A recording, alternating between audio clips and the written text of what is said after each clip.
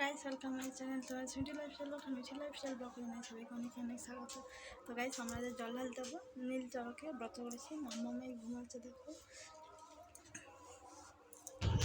তো গাইস, আমি রেডি হওয়া আরম্ভ করে নিয়েছি। এদিকে রেডিও হয়ে গেছে, চুল বাঁধা হয়ে গেছে।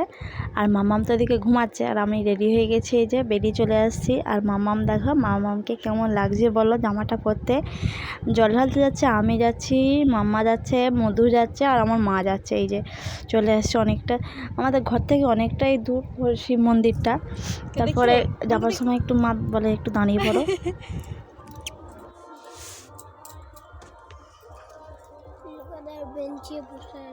লোকেদের বেঞ্চে বসছে। ও বাবা, তুমি কোথায় আছো? জল ঢালতে?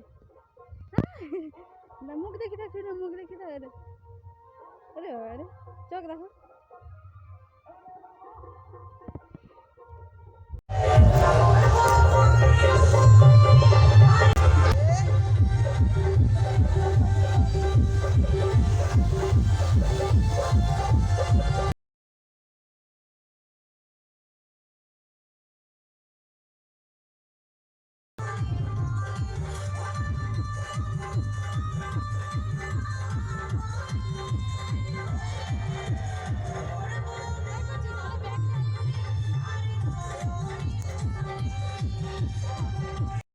তো গাইস, আমরা চলে এসেছি শিব মন্দিরে জল ঢালতে।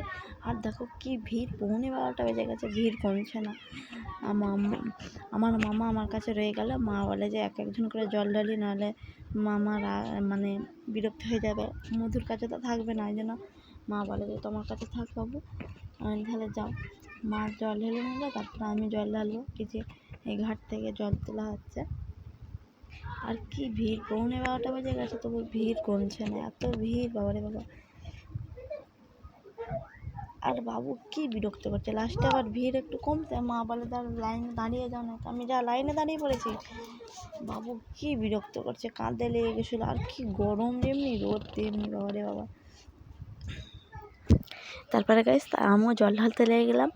আর ভিডিওটি এতটাই রইলো, যদি ভালো লেগে থাকে লাইক, কমেন্ট, শেয়ার, সাবস্ক্রাইব করে দিই, আর পাশে থাকা বেল আইকনটি প্রেস করে দেখাচ্ছে নেক্সট ব্লগে। টাটা।